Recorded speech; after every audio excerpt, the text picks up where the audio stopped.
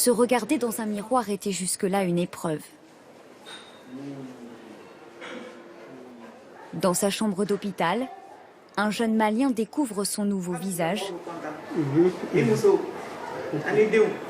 débarrassé du bec de lièvre qui le défigurait depuis sa naissance. Tu peux sourire maintenant? Oui, Et à qui tu vas montrer ton visage en premier? ma femme.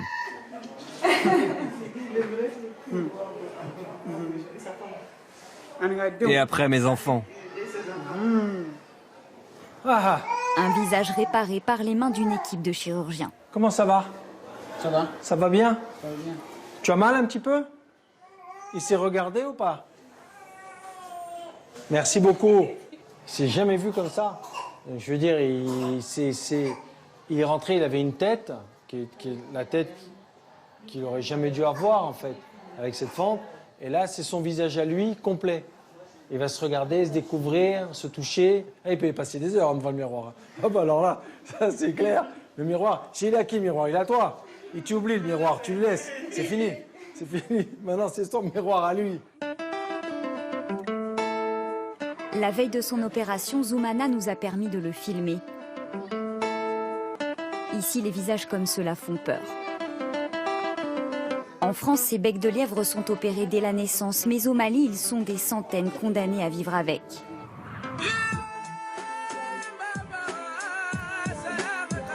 Dans ce pays, grand comme 2 fois la France, 70% de la population vit avec moins d'1 € par jour.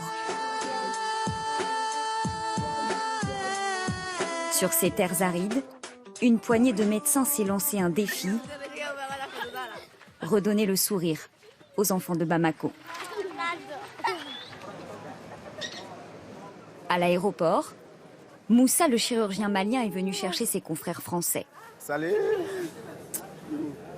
Tu vas bien? Ça va, salut. L'équipe de choc. Ça va? Et toi? Bon. Tu vas bien? T'es en forme? Ça va? Bon. Salut. Ça va? Ça va. Ils sont 4, 2 anesthésistes et 2 chirurgiens. Premier kilomètre en terre malienne. Chantal, Jean, Célim et Francis ont choisi de mettre leur quotidien entre parenthèses pendant 5 jours. Ils ont rendez-vous dans ce centre médical des faubourgs de Bamako. 50 patients les attendent. Les consultations commencent sans tarder. Bonjour. Si les enfants ne sont pas bien portants, impossible de prendre le risque de les opérer. La petite Djouma est la première à passer, devant Chantal et Jean. Manama? Belle. Donc on voit bien la fente qui touche la lèvre et la gencive, et dans le cas de cette jeune fille également, le palais en arrière de la gencive. Donc elle a la forme la plus complète et la plus grave de la malformation. Et on va essayer de réparer ça en même temps, en une seule fois. Comme ça, elle sera guérie. Voilà, mademoiselle, on va t'opérer cette semaine. Une bonne nouvelle pour la petite Djouma. À 13 ans, elle a parcouru 400 km pour se faire opérer. Salut, jeune homme. Ça va? Regarde-moi. Dans la salle d'à côté, c'est Célim qui documente les dossiers. Ils viennent de partout. Tu vois, regarde, t'as la provenance, t'as Bamako, mais Bamako n'est pas du tout prédominant. Donc ils n'hésitent pas à traverser le pays pour venir nous voir, se faire opérer. On va essayer de pas les décevoir, de faire les choses comme il faut. On va s'occuper de toi, mon petit bonhomme. D'accord?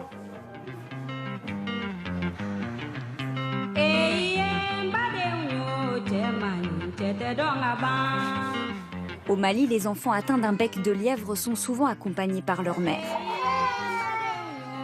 Ce jour-là, nous avons croisé un papa. Amidou accompagne sa fille. Naténé sera opérée demain. L'espoir pour eux d'une nouvelle vie.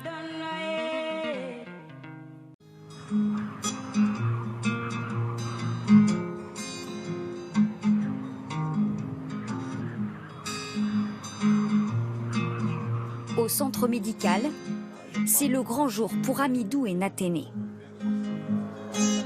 Le père a préparé sa fille pour l'hôpital.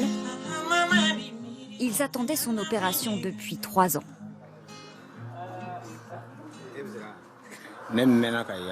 J'ai cherché partout pour trouver un remède. J'ai tout essayé. Au village, quelqu'un m'a montré un visage opéré. J'ai vu les résultats et j'ai compris qu'on allait trouver une solution. Après 300 km en bus depuis leur village, 4 jours d'attente au centre médical, direction l'hôpital. Le voyage qui va changer leur vie.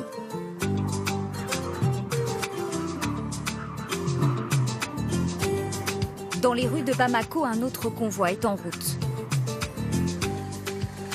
Ce matin, les médecins français ont mis le réveil aux aurores. 6 mois après leur dernière mission, Bonjour, bonjour. retour dans les couloirs de l'hôpital Bonjour, monsieur. et retrouvailles Bonne arrivée. Ça va, je vais bien. avec Penda l'infirmière. Bonne arrivée, ça va, je vais bien. Je te parle pas. Ça va bien.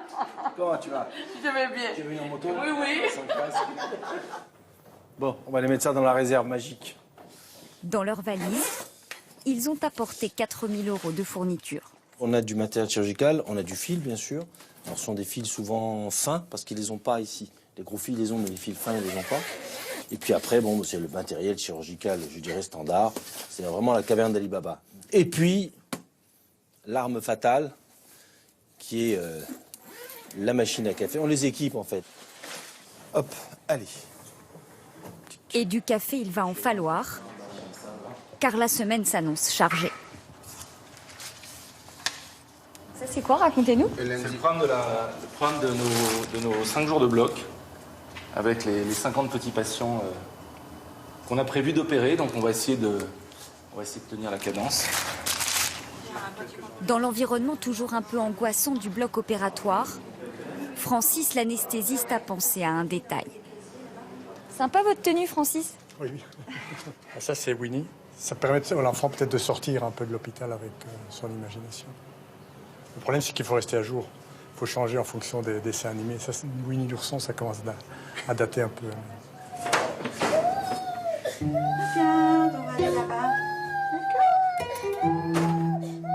Mais tout cela ne rassure pas vraiment la petite Naténé. Elle est désormais entre les mains des chirurgiens.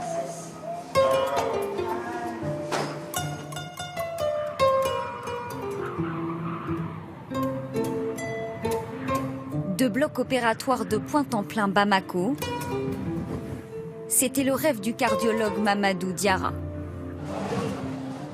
Un rêve devenu réalité grâce à la générosité d'une Française, un don de 2 millions d'euros il y a 4 ans. Comment c'était avant ici? Avant, c'était comme ceci. C'était un terrain vide, un terrain inoccupé. Donc, on a déblayé, on a fait un sous-sol et un premier niveau au-dessus du sous-sol qui va correspondre aux 2 blocs opératoires. 1 an et demi de travaux. Les défis à relever étaient nombreux, à commencer par les coupures de courant. Ici, on est dans le hall qui abrite le groupe électrogène. C'est un appareil très, très important. Ici, chaque jour, vous avez des pannes d'eau. Oh, c'est pas chaque jour, c'est 20 fois l'heure.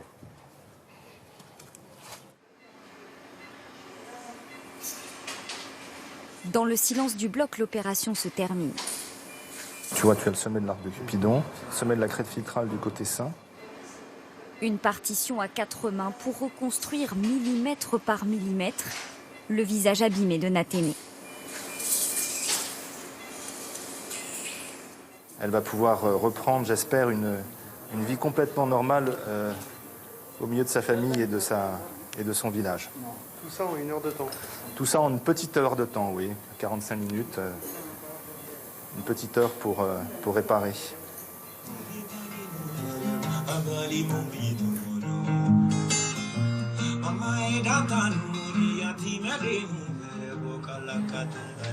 Dans la chaleur de Bamako, une journée s'achève sur un nouvel horizon pour les enfants opérés.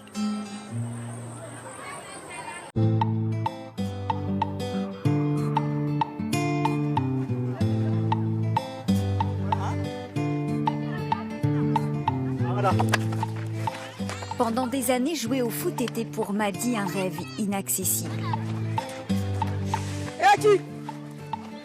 Né avec un bec de lièvre, rejeté par son propre père, Madi était dans son village ce qu'on appelle un enfant du malheur.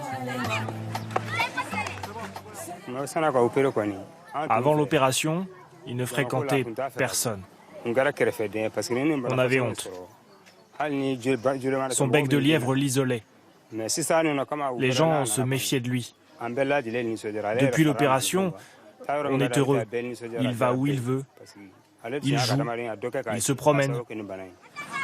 Voici le visage de Madi avant et après son opération. La fente de 3 cm qui lui coupait la bouche a disparu grâce aux mains de Moussa, son chirurgien. Madi aura attendu 15 ans pour sourire. Aujourd'hui, je vis avec une cicatrice, mais je ne sens plus rien. Au début, j'avais peur que ça s'ouvre. Qu'est-ce que vous avez fait quand vous avez vu votre fils pour la première fois? Je l'ai embrassé. Ah oui? Pour la première fois? Ah ouais. Je n'oublierai jamais ce jour-là.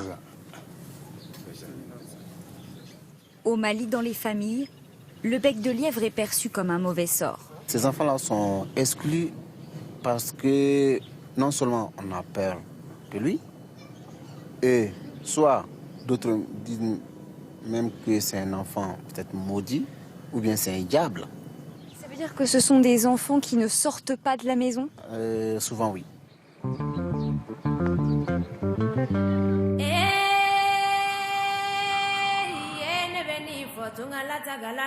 Lutter contre les superstitions, c'est le combat de ce chirurgien malien. On prend la direction de Sibi. Sibi, c'est à 40 km de Bamako. Quand il n'opère pas, Moussa sillonne les routes de son pays. Il a rendez-vous dans ce village avec un marabout.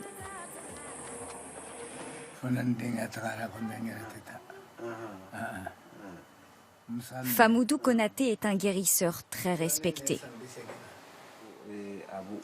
Cet homme de 85 ans se méfie de la médecine moderne. Pour le convaincre, Moussa a choisi la preuve par l'image. Je vous ai apporté quelques photos. Ce sont des cas que nous avons eus à l'hôpital. Il y a plusieurs enfants. Nous, on peut soigner ces malformations du visage. Un face-à-face, comme un choc des mondes. Nous, on soigne ça avec des écorces qu'on applique sur la bouche. Mais est-ce que vous avez déjà réussi à fermer la fente? Non. Non, ça guérit pas.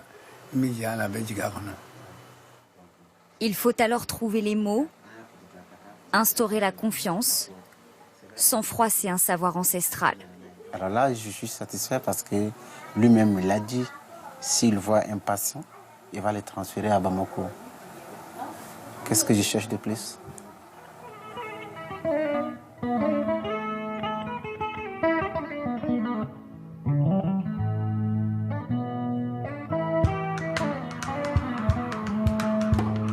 À l'hôpital de Bamako, le père de Naténé vient retrouver sa fille opérée d'un bec de lièvre. Il cherche du regard le nouveau sourire de sa fille.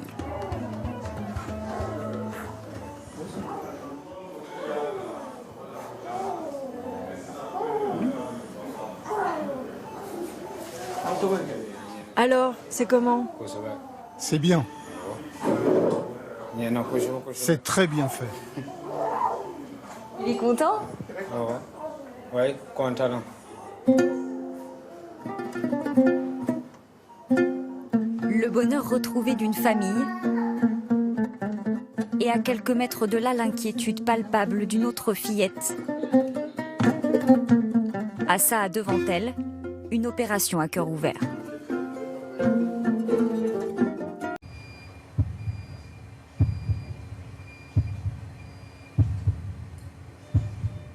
À l'hôpital, l'opération à cœur ouvert débute. Incision.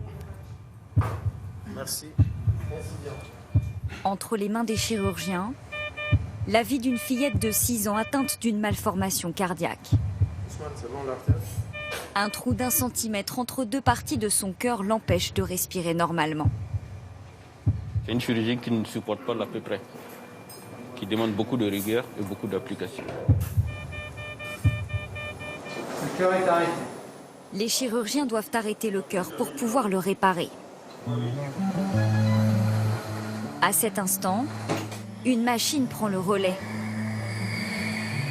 Pendant plus de 50 minutes, elle va assurer la circulation du sang et le fonctionnement de tous les organes vitaux. Pour cette 154e opération à cœur ouvert à Bamako, le président de la chaîne de l'espoir est venu jeter un œil. On entend parler du Mali pour beaucoup de choses, mais moi je dis ici c'est unique. C'est unique, c'est l'espoir pour les enfants, c'est l'espoir pour les médecins qui retrouvent fierté. Pour le Mali, où on est capable d'opérer à cœur ouvert. Dans le couloir, la mère d'Assa est inquiète. Elle sait aussi qu'elle et sa fille ont de la chance.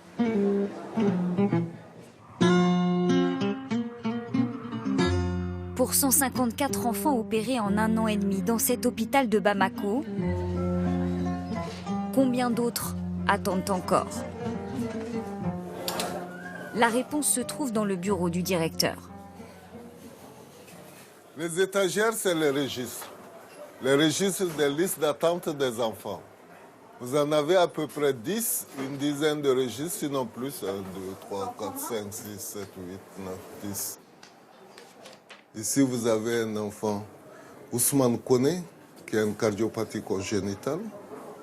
Voilà, il vit à Sikasso, à 380 km de Bamako. Il y a des enfants qui sont décédés.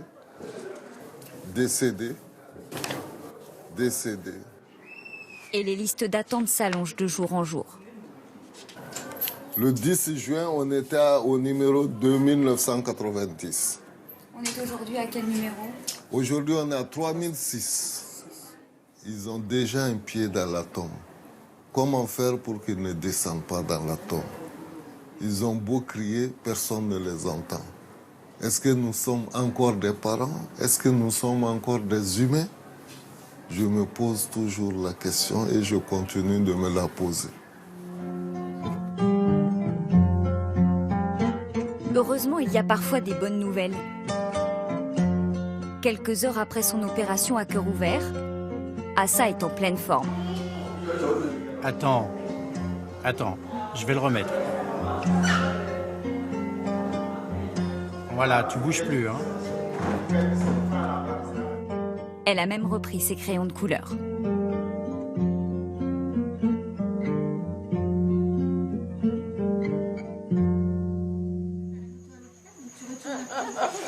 Pour la dernière soirée des Français, chacun peut se servir comme il veut.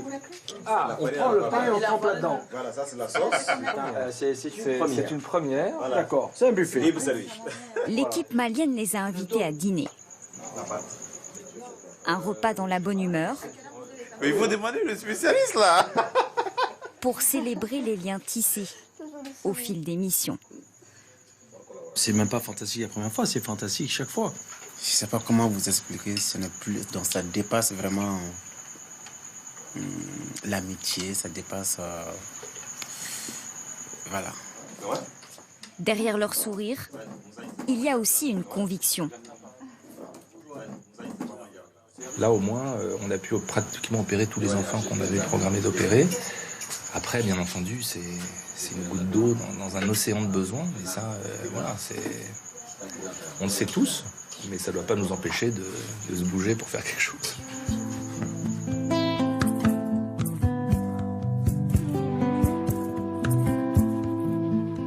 Demain, les 10 derniers patients de la mission seront opérés. La nuit s'annonce courte. «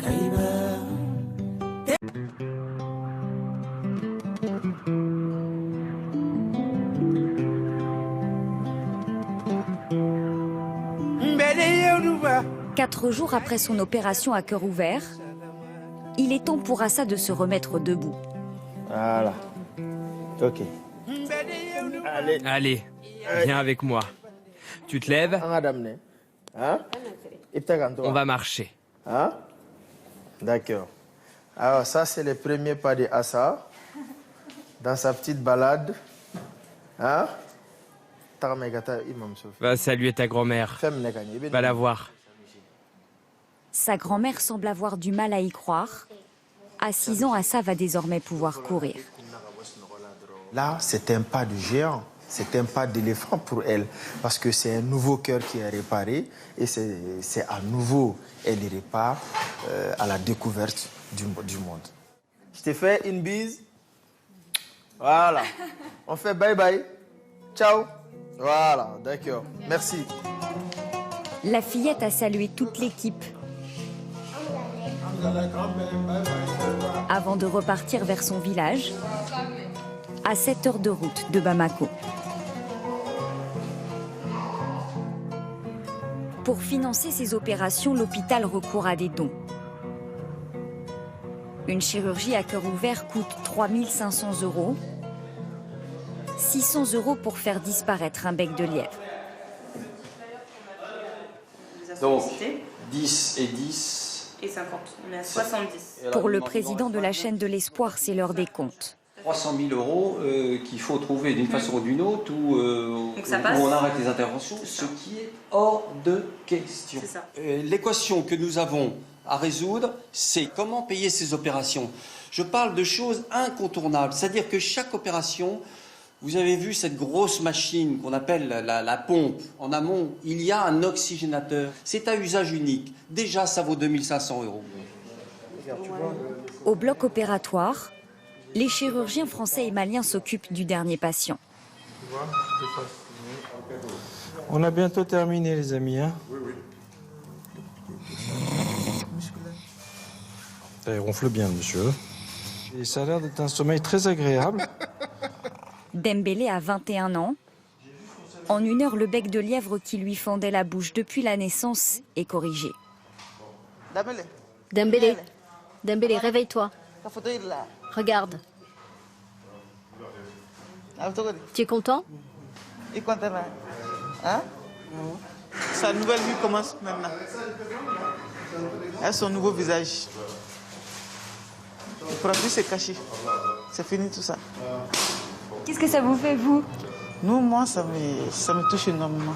Pourquoi? Souvent, on a des larmes aux yeux parce qu'ils n'ont rien fait pour mériter ça. Et si nous, on peut leur donner un peu de joie, ça va plaisir.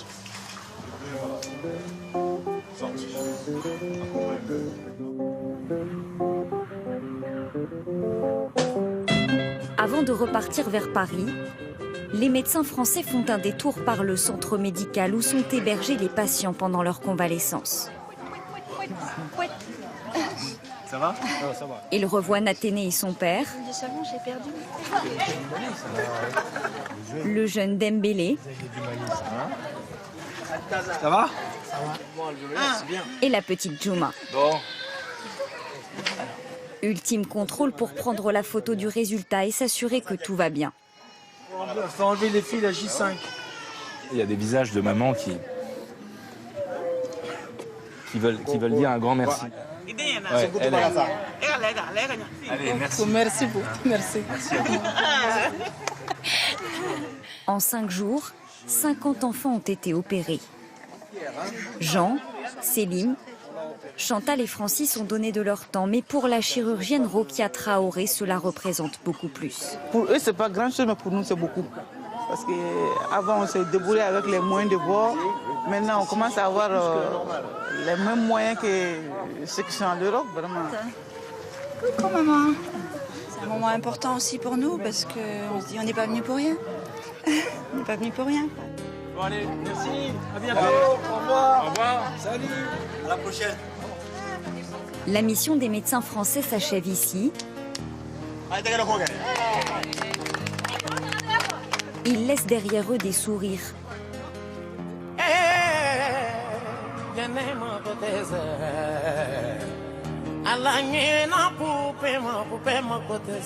Sur la route d'une nouvelle vie.